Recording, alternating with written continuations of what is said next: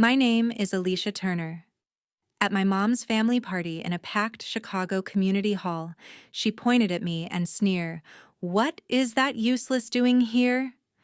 The room erupted in laughter. Cousins, aunts, everyone treating me like a joke.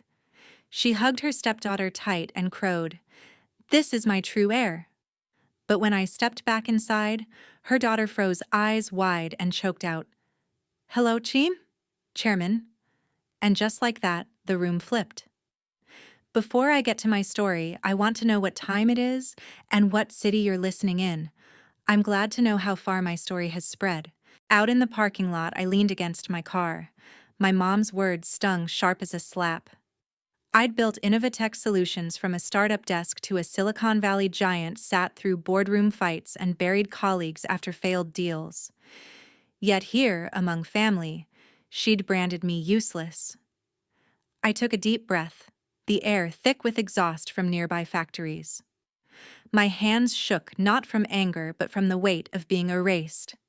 I'd learned to stay steady years ago back in Detroit, where life taught me to keep my head down and push forward. We lived in a cramped apartment off a street that smelled of oil and steel right by the auto plants. I was 13, maybe 14, when Dad James Turner sat me down at our chipped kitchen table. He worked double shifts at a parts warehouse, hands rough from lugging crates. Mom was barely around, always chasing some new scheme or man leaving us to scrape by. Alicia, Dad said, voice low but firm, "You don't have to win every fight, but the ones you pick, fight them clean." He died a year later, heart attack gone before I could graduate high school. I folded papers at dawn, bagged groceries after school, saved every dime for a shot out of that city. Mom never cared. She'd breeze in perfume, heavy, tossing insults like spare change. "You're just like your dad, going nowhere," she'd say. I took it as fuel. By 18, I boarded a bus to Chicago with $50 and a notebook of plans. That's where Innovatech started, in a basement office with a flickering bulb. I snapped back to the present, the hall's music drifting out. My car's trunk held a box of old keepsakes, Dad's things I couldn't toss. I popped it open, digging for something to ground me. My fingers brushed a worn envelope, his handwriting faded but clear. "To Alicia, my fighter." Inside was a letter, short and plain, telling me I was enough. Tucked with it, a yellowed document caught my eye, a draft of Mom's will scribbled in her sharp hand. It listed assets, property from Dad's old savings, all marked for Crystal Powell, her stepdaughter. My name was nowhere. My stomach twisted. Mom wasn't just mocking me, she was rewriting our family to cut me out. Crystal, the one she called her true heir, was getting everything, Dad's legacy, the little he'd left behind. I'd known about Crystal's role at Innovatech, a project manager in our Chicago branch. Her name had crossed my desk last week, flagged for padded expense reports. Nothing final, but enough to warrant a hard look. I stood there, letter in hand, the night closing in. Mom's voice echoed in my head, not just from tonight, but from years of dismissal. I wasn't the kid in Detroit anymore, scraping for bus fare. I was the woman who'd built an empire, who'd signed deals that kept thousands employed. And yet, she thought she could bury me with a word. I gripped the letter tight.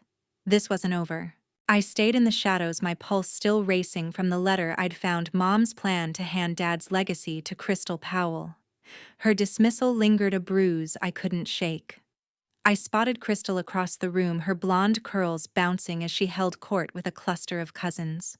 She was 28, all confidence, her red dress flashing under the fluorescent lights. "My latest project at Innovatech," she boasted loud enough for me to catch. "Huge deal, biggest contract this quarter. I've got it locked down." Her laugh was sharp, and the cousins nodded, impressed, passing her another drink. My jaw tightened. Crystal's name had landed on my desk last week, tied to a report about padded expense claims, fake hotel receipts, inflated travel costs. Nothing proven yet, but the numbers didn't add up. She didn't know I was the one reviewing her file, the chairman she'd never met. I edged closer, keeping my face blank, blending into the chatter of aunts and uncles swapping old stories. Then Aunt Lori Bennett slipped beside me, her gray hair tucked in a neat bun, her voice a low whisper. Alicia, I heard something you need to know. She glanced around, making sure no one was listening. Your mom, Denise Clark. She's been meeting with a lawyer. She's rewriting her will, leaving everything to Crystal. The house your dad's saving's all of it. You're out. My breath caught. The letter in my car wasn't a mistake, it was real. Mom wasn't just mocking me. She was erasing me from our family's future. Aunt Lori's eyes softened, her hand brushing my arm. I tried to talk her out of it, but she says Crystal's the one who deserves it. I knotted my throat tight and kept my gaze on Crystal. She was still talking, oblivious, tossing out details about her big deal. The client loves me, she said, smirking. I worked the numbers just right. I knew those numbers. Her report had claimed thousands in expenses for a trip that never happened. My hands curled into fists, but I stayed still, years of boardroom discipline holding me steady. The cousins around Crystal laughed, one clapping her shoulder. You're going places, girl, he said. Another chimed in. Denise must be proud. I caught their glances my way, quick and pitying, like I was the outsider who didn't belong. Mom had set the stage and they were playing along. I wanted to step forward, call Crystal out right there, but that wasn't the plan. Dad's words, fight clean, echoed from years ago, and I wasn't about to lose my edge. Not yet. Aunt Lori squeezed my hand, her voice barely audible. You're stronger than this, Alicia. Don't let her win. I met her eyes, gave a small nod, but I'd heard enough. Mom's will, Crystal's lies, they were building a house of cards, and I wasn't going to let it stand. I slipped closer to the crowd. The sting of Mom's words didn't fade, but I kept my face steady, scanning the room. Cousins whispered, their eyes sliding past me like I was a stranger at my own family's party. They'd bought her story. Denise Clark had painted me as nothing, while her stepdaughter, Crystal Powell, was the shining heir. I caught sight of Crystal weaving through the crowd, her red dress catching the light, a plastic cup of beer in hand. She was still riding the high of Mom's praise, oblivious to the truth I'd just learned about the will. I thought about the company I'd built, Innovatech Solutions, pulled through the 2008 crash when startups were folding left and right.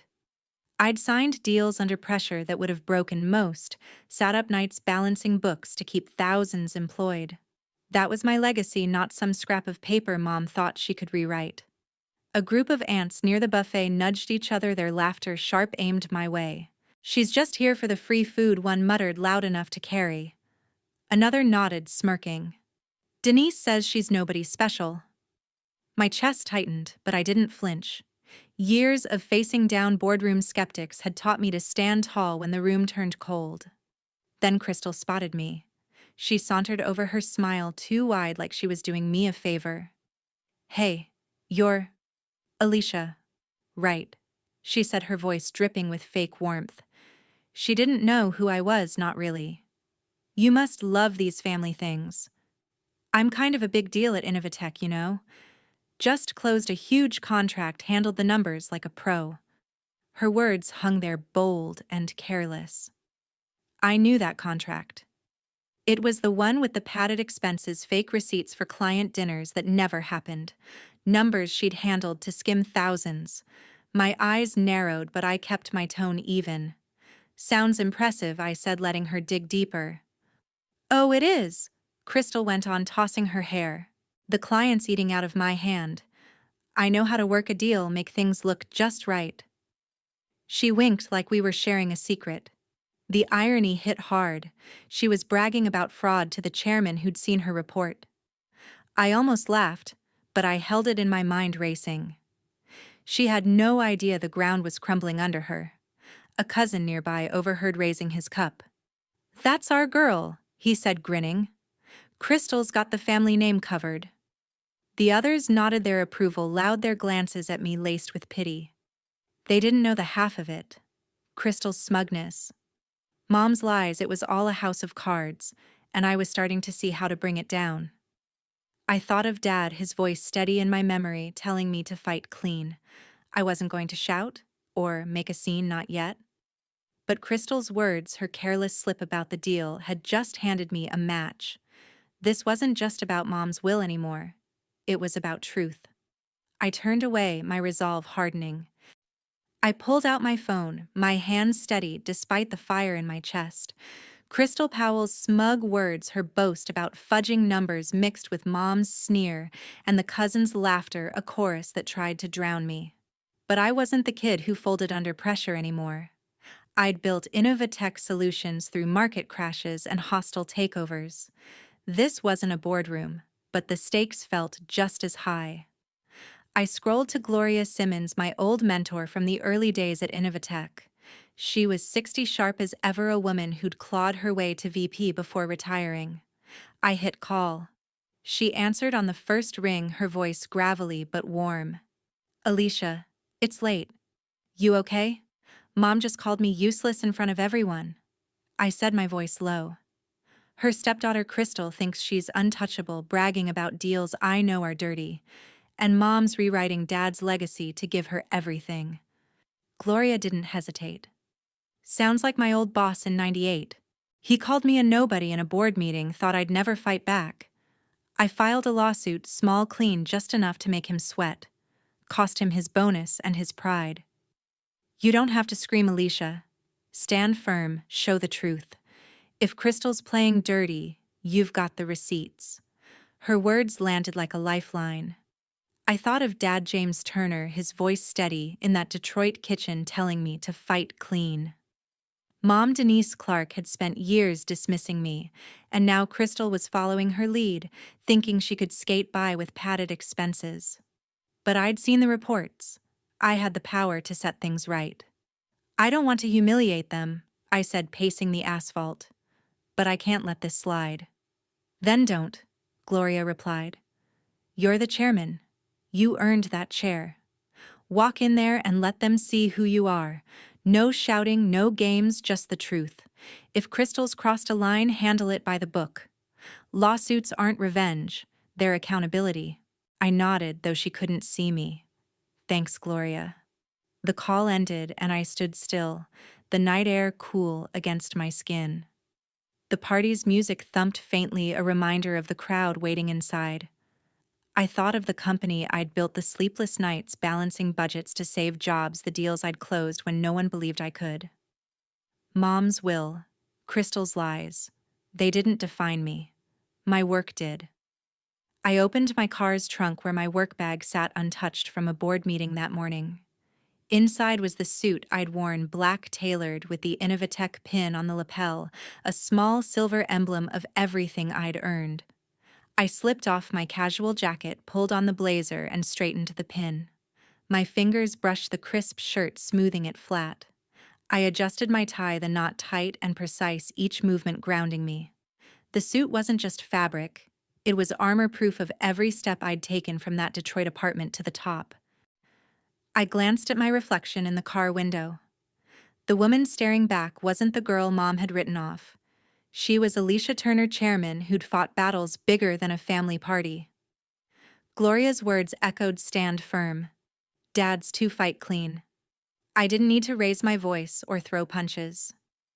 The truth was enough, and I was ready to let it speak. Crystal's careless bragging, Mom's attempt to erase me, they'd built their own trap. I closed the trunk, my steps firm against the pavement. The hall loomed ahead, its lights bright, the crowd unaware of what was coming. I wasn't here to make a scene. I was here to stand in what I'd built, what no one could take away. I stepped toward the hall. The hall's doors swung open as I stepped inside, my suit, sharp, the Innovatech pin on my lapel, gleaming under the Chicago Community Center's lights. The crowd's chatter hit me like a wave, plates clinking, kids laughing, the pop music thumping from the DJ's speakers. I kept my head high, my steps even, ignoring the glances from cousins who'd laughed at Mom's sneer earlier. Her words, useless, echoed faintly, but I pushed them down. I wasn't here to beg for their approval. I was here to stand in what I'd built. I moved toward the center, eyes scanning the room. Mom Denise Clark stood near the buffet, her arm around Crystal Powell, her stepdaughter still basking in the glow of being called the true heir. Crystal's red dress flashed as she chatted with an uncle, her plastic cup of beer tilted in her hand. She hadn't seen me yet, didn't know the woman in the suit was the chairman she'd been dodging in her expense reports. I stopped near a table, letting the crowd part around me. A cousin whispered, "Who's that?" Another nudged him, "Alicia. I think Denise's kid." Their voices dropped unsure as my presence registered. I didn't speak, didn't need to. The suit, the pin, the way I carried myself, it was enough to make heads turn. Then Crystal looked up. Her eyes locked on mine and her smile froze. The cup in her hand trembled, beer sloshing over the rim, staining her dress. "Hello, Chairman." She choked out, her voice cracking loud enough to cut through the music. The room went dead silent. The DJ fumbled the track, skipping then stopping. Every eye swung to me, then to her. Crystal's face drained white, her hand shaking so hard the cup slipped, splashing beer across her skirt. She stumbled back, the wet patch spreading, her confidence crumbling. "Oh my God," she stammered. I didn't know." Her uncle stepped away, his grin gone. Aunts who'd laughed earlier froze their forks halfway to their mouths. Whispers started low and urgent. "Chairman of Innovatech," one cousin muttered. "That's Alicia," another hissed. "Crystal works for her." The air shifted heavy with realization.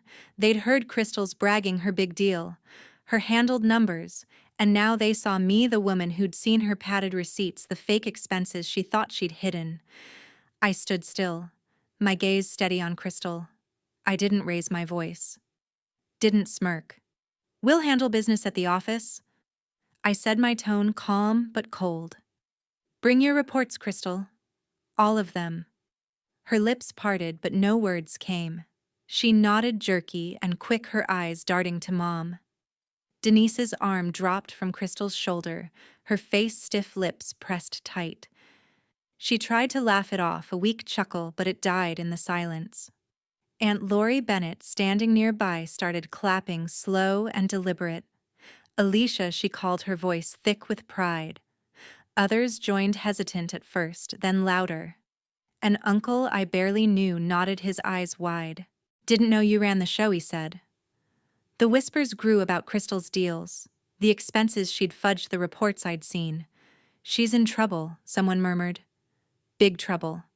The crowd's mood flipped, their pity for me turning to shock at Crystal's fall. Mom's eyes narrowed, but she stayed quiet, her hands twisting her napkin. I didn't linger. I'd made my point. The truth was out, raw and undeniable, without a single shout. Crystal's spilled beer, her trembling hands, the room's stunned silence. It was louder than any speech I could have given. I turned, my suit crisp against the chaos, and headed for the exit. The crowd parted, their murmurs following me, some clapping, some just staring. Mom didn't move. Neither did Crystal. They stood frozen, caught in the mess they'd made. I didn't look back. I'd come to this party for Aunt Lori, for the family I thought might see me. They saw me now, not as Denise's useless kid, but as Alicia Turner, chairman, the one who held the cards. I walked out, the whispers fading. The weight of Mom's sneer and Crystal's spilled beer didn't follow me out here. I'd stood in my truth. Let the room see who I was, Alicia Turner, chairman of Innovatech Solutions, not the nobody Denise Clark tried to paint me as. I didn't need their applause or their pity. I needed to move forward. I slid into my car, the leather cool against my suit, and pulled out my phone. Mom's number flashed up, Denise Clark, a name I'd once tied to family, now just a contact. I blocked it, my thumb steady, no hesitation. Crystal Powell's number came next. Her smug voice from the party, her fake receipts on my desk. Blocked. No texts, no calls, no second chances. I'd spent years giving Mom the benefit of the doubt, hoping she'd see me. She never did. Crystal followed her lead, thinking she could skate by with lies. I was done. Back at Innovatech's Chicago office the next week, I sat at my desk, the city skyline sharp through the window. Crystal's expense report was in front of me, flagged for thousands in fake charges, hotel stays that didn't happen, client dinners she'd invented. I'd seen it coming, heard her brag about handling numbers at the party. HR moved fast. They called her in, laid out the evidence, and gave her 2 days to explain. She couldn't. The termination letter was signed by noon, my pen steady, no emotion. It wasn't personal, it was the job. Innovatech didn't run on favoritism. It ran on accountability. Crystal didn't take it quietly. A month later, she filed a wrongful termination claim, dragging my name into it, saying I'd targeted her for family reasons. The lawyer's email landed in my inbox full of bluster, but I wasn't worried. The evidence, her padded receipts, email trails, audit logs, was ironclad. The case went to a labor board hearing, quick and clean, like Gloria had taught me. Crystal lost. The judge didn't blink, citing clear documentation. In America, the law doesn't bend for excuses when the numbers don't lie. Her resume took the hit, background checks would flag the fraud, making her next job hunt a slog. Mom's fallout was quieter but sharper. The family's Facebook group, where aunts and cousins posted potluck plans and birthday pics, turned on her. Aunt Lori Bennett started it, sharing a post about the party, about me running Innovatech. Alicia's the real deal, she wrote. The comments piled up, uncles praising my work, cousins asking why Denise had lied. Someone tagged Mom, asking why she'd called me useless. She tried to reply a long ramble about misunderstandings, but it flopped. Relatives stopped inviting her to dinners, unfollowed her posts.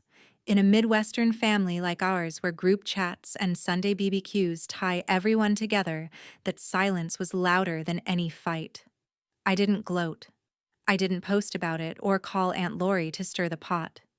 I went back to work, board meetings, late nights, new contracts. The company was my anchor, the place I'd built when family wasn't enough. I thought of Dad James Turner, his words about fighting clean. He'd be proud, not because I'd won, but because I'd stood firm without sinking to Mom's level. Crystal's lies. Mom's will, they'd tried to erase me, but I'd written my own story long ago. Months passed, the city's rhythm steady around me. I drove out to a quiet park one weekend, the grass clipped neat, the air carrying a hint of lake breeze. I stood alone, thinking of the girl in Detroit who'd saved for a bus ticket, who'd fought her way to the top. Mom's words. Crystal's schemes. They were noise, not truth. My worth wasn't in their approval or their legacy. It was in the work I'd done, the lives I'd touched, the company I'd built from nothing. If you're carrying words that cut you down from family or anyone else, let them go. Cut the ties that hurt, not to destroy, but to free yourself. Your value isn't in what they say, it's in what you do day after day, clean and steady. Stand in that, and no one can take it away. I drove on, the city fading behind me.